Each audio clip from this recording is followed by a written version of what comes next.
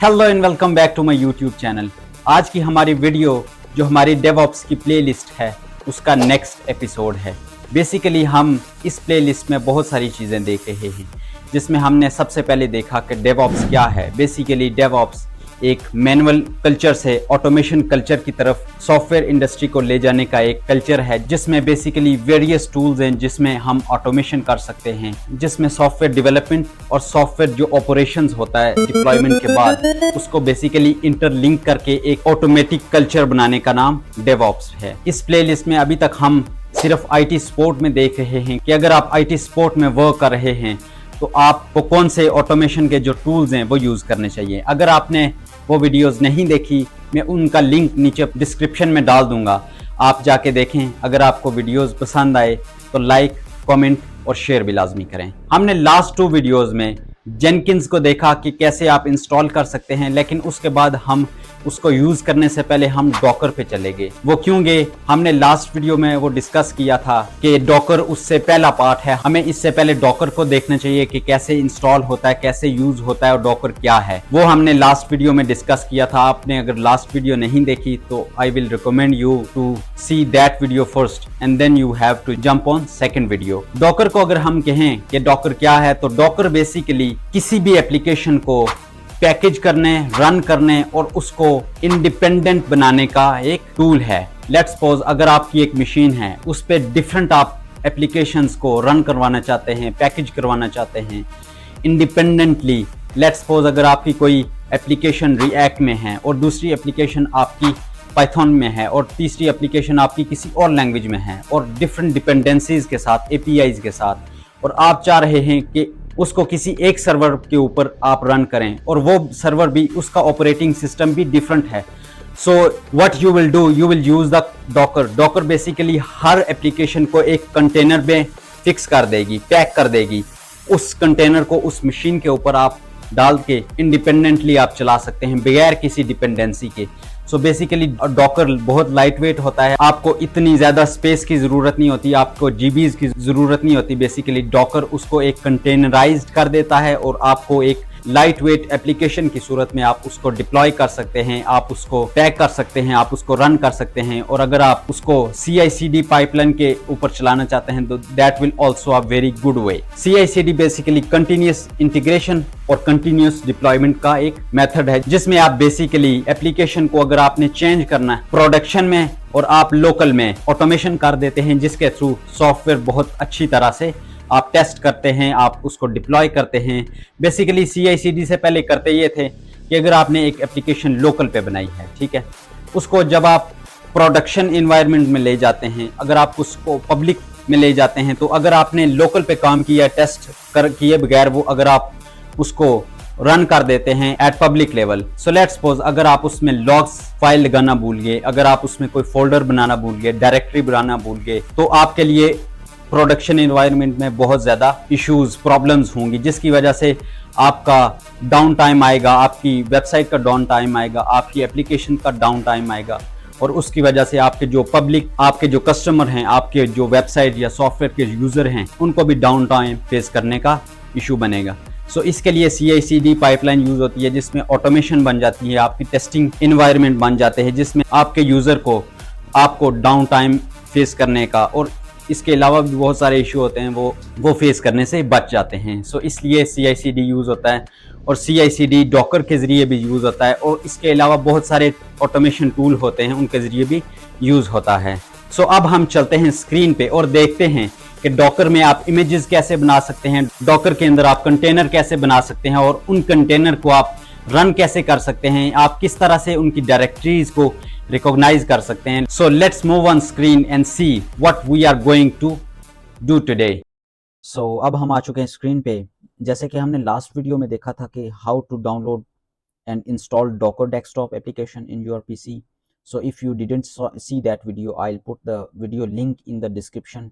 You can find the video by the link. Okay, so in today's video we will run some Docker commands which are very helpful and which are very fundamental for the professional or students. Basically हम इसमें आज 2 चीज़ें देखेंगे।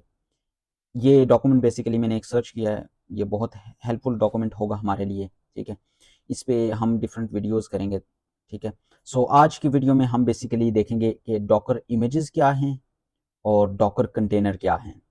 हम shortly एक इस picture के ज़रिए इसको समझने की कोशिश करते हैं और इसके साथ डिस्क्रिप्शन भी देखेंगे with ChatGPT. Okay, so basically Docker image parent है और कंटेनर्स जो हैं वो डॉकर की चाइल्ड्स समझे जाते हैं और माने जाते हैं, ठीक है। So how you can explain Docker image and container? Let's see. Basically, I have asked from ChatGPT what is image and container in Docker. Give me with example. Okay. So basically, a Docker image is a blueprint or template. It contains the application code, libraries, dependencies, and settings needed to run a single program. Single तो नहीं है, मैंने अपनी तरफ से जोड़ा है, but I will tell you what is single. Think of it like recipe of baking a cake. अगर आप केक को बनाते हैं तो उसके अंदर जितनी भी रेसिपीज होती हैं बेसिकली वो डॉकर इमेज कहलाती है, ठीक है। और what is Docker container? A container is a running instance of an image. मैंने सिंगल का लफ्ज इसलिए यूज किया कि एक सिंगल एंटिटी, एक सिंगल इंस्टेंस जो डॉकर इमेज के अंदर रन होता है, चलता है, उसको कहते हैं डॉकर कंटेनर। विच है एक इमेज के अंदर डिफरेंट डॉकर कंटेनर हो सकते हैं with different dependencies, with different applications, with different port binding and all entirely different, we can say that. Okay, so आज हम देखने लगे हैं कि आप किस तरह से डॉकर इमेजेस को देख सकते हैं, किस तरह से इमेज को डिलीट कर सकते हैं, रिमूव कर सकते हैं। बेसिकली मैंने डॉकर डेस्कटॉप को ओपन किया हुआ है। इसके अंदर हम देखते हैं कितने कंटेनर है। बेसिकली हमारे पास अभी तक 3 तरह के कंटेनर है which is connected with images. Okay, so एक ये कंटेनर है हमारा इंटरेस्टिंग मेंस की, ये है यूबंटू के साथ कनेक्टेड। मोंगो जो है वो मोंगो इमेज के साथ कनेक्टेड है। उसके बाद फेस्टिवल्स मोंगो एक्सप्रेस के साथ कनेक्टेड है। सो बेसिकली ये GUI या डॉकर डेस्कटॉप, ठीक है, लेकिन हम अभी कमांड्स के थ्रू देखेंगे।